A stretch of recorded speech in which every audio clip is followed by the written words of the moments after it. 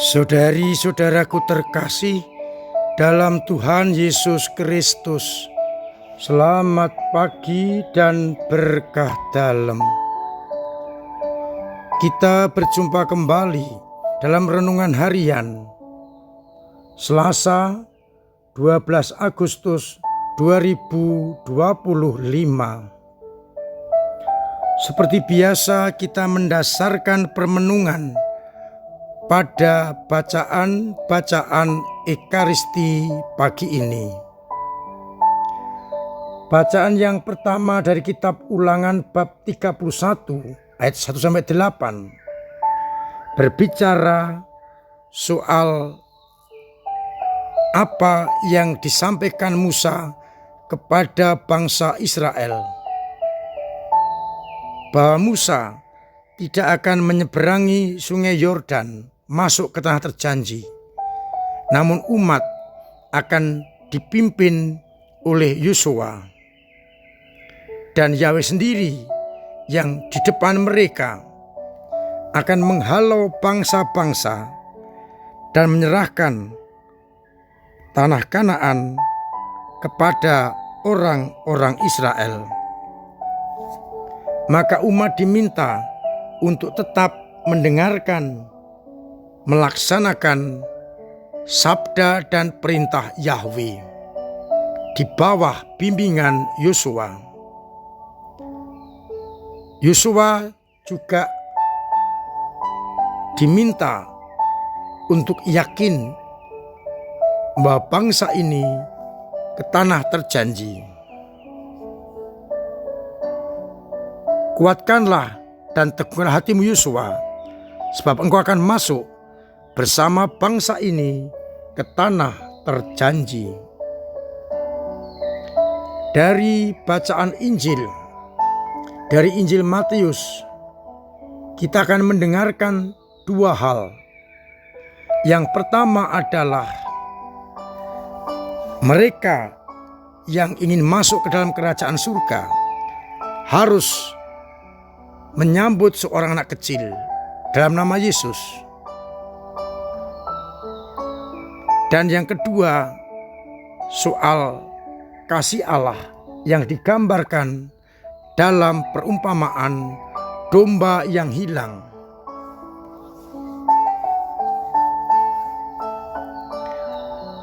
Seorang gembala bila kehilangan satu ekor domba akan mencarinya dan meninggalkan yang 99 ekor.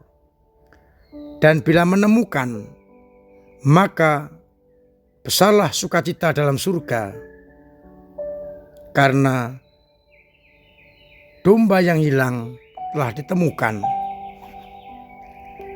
Allah tidak menghendaki seorang pun dari anak kecil ini binasa, maka tetap akan dicari kalau tersesat. Saudara-saudaraku terkasih dalam Kristus, tiga hal yang saya tawarkan untuk menjadi titik permenungan kita. Dari bacaan pertama semakin jelas siapa pemimpin utama. Bangsa Israel sudah dibimbing oleh tokoh-tokoh besar, Musa, Yosua, dan nabi-nabi yang sebelumnya. Mereka semua adalah pembimbing. Pemimpin utama mereka adalah Yahweh. Pembimbing bisa berganti-ganti karena terbatas usianya. Tetapi Yahweh, pemimpin utama, akan memimpin bangsa Israel sampai selama-lamanya.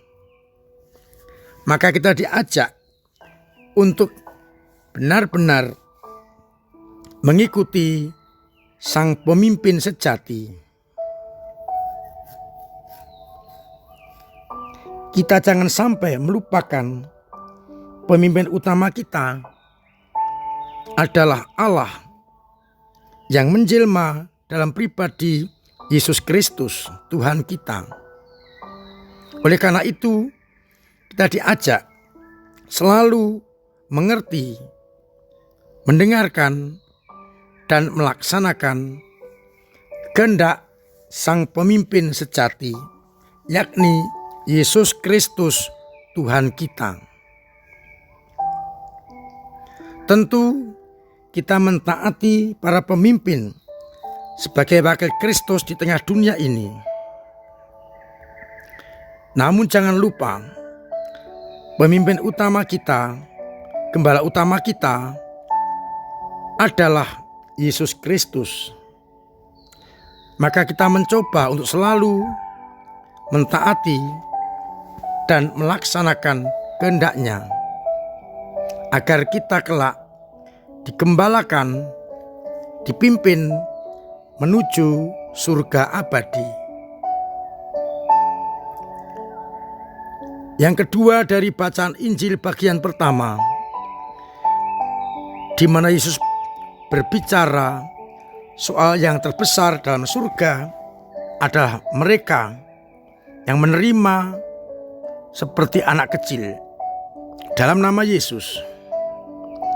Mengapa anak kecil?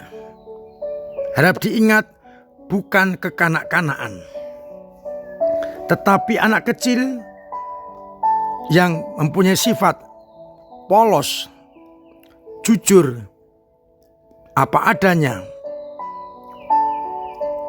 Maka kita di hadapan Allah hendaknya seperti anak kecil yang polos, jujur, apa adanya, dan tergantung hanya kepada Allah. Seperti anak kecil menggantungkan hidupnya pada orang yang lebih dewasa, lebih berkuasa. Demikian pula hendaknya kita menggantungkan hidup kita hanya kepada penyelenggaraan Allah, agar akhirnya kita semua boleh mengalami kasih karunia Allah. Sudahkah aku menggantungkan hidup hanya kepada Allah? Ataukah aku mempunyai gantungan-gantungan yang lain, entah harta benda, kepandaian, pangkat, kehebatan, dan seterusnya? Kita ingat, kita ini lemah, maka kita akan menggantungkan kepada Dia yang Maha Kuasa, yakni Yesus Kristus, Tuhan kita. Yang ketiga, bagaimana Allah mencintai kita, tidak ingin agar seorang anak kecil binasa. Ia akan mencari domba yang hilang sampai ditemukan. Dan bila ditemukan, yang ada adalah sukacita besar atas penemuan domba yang hilang ini. Namun kita tahu, meskipun Allah mencari, kalau kita tidak menanggapi, tidak ada gunanya. Diperlukan disposisi atau tanggapan kita atas pencarian Allah kepada kita. Apa tanggapan kita? Disposisi kita, yakni pertobatan. Meninggalkan manusia lama dan mengenakan manusia baru, agar dengan mudah kita dapat ditemukan oleh Allah dan digabungkan kembali dalam kawanan domba, digabungkan dengan himpunan orang-orang kudus dalam surga. Maka mari kita terus menunjukkan sinyal-sinyal pertobatan, agar Allah dengan mudah mendapatkan kita, dan kita dibawa di dalam himpunan orang kudusnya dalam surga. Mudah-mudahan kita semakin mampu untuk hidup sesuai dengan kehendak-Nya. Tuhan memberkati kita sekalian. Amin. Marilah berdoa. Bapa yang penuh kasih, kami bersyukur atas sabda-Mu yang sungguh menguatkan kami, di mana kami benar-benar Kau bimbing, Kau pimpin menuju kepada padang rumput yang hijau, menuju surga abadi. Semoga kami tetap mendengarkan suara-Mu, agar suara-Mu, sabda-Mu dan kehendak-Mu menjadi pegangan hidup kami, agar kami tidak tersesat. Mampukan kami untuk memberikan tanggapan yang tepat, yakni pertobatan, mendengar suara kasih-Mu. Kuatkan iman kami yang kadang lemah, kadang mandek, kadang jatuh, bahkan kadang hilang. Semoga dengan bantuan rahmat-Mu, kami semakin Kau mampukan untuk hidup sesuai dengan kehendak-Mu. Biarlah akhirnya banyak orang mengalami sukacita bersama-Mu. Semoga umat-Mu yang sakit Engkau sembuhkan, yang punya beban berat Engkau ringankan, yang punya persoalan Engkau bantu untuk mengurai, yang punya kesulitan ekonomi Engkau lancarkan usahanya, agar mereka semua tetap mengalami cinta kasih-Mu dalam situasi apapun. Untuk itu, sertai kami dengan berkat-Mu sendiri, Bapa dan Putra dan Roh Kudus. Amin.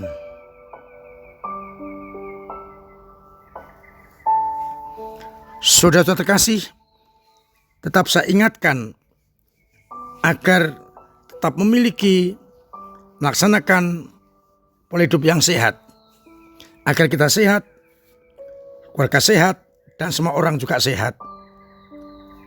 Semoga dengan demikian akhirnya kita mampu dengan bebas melaksanakan kehendak Allah.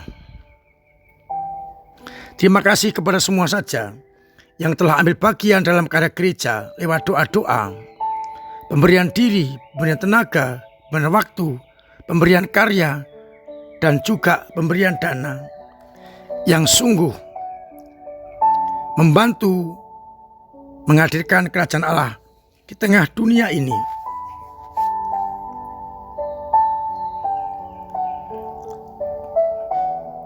Hari Minggu depan adalah ulang tahun kemerdekaan, maka gereja akan mengadakan upacara bendera pada pukul 6:30 pagi. Dan misa diundur sedikit setelah upacara sekitar pukul 7:15. Saya mengharapkan panjenengan bisa hadir mengikuti upacara sebagai warga negara yang baik. Kita merahmat Tuhan agar negara kita diberi kemerdekaan yang sejati, keadilan, dan kemakmuran. Akhirnya saya mengucapkan selamat pagi, selamat merenungkan, salam sehat, Tuhan memberkati.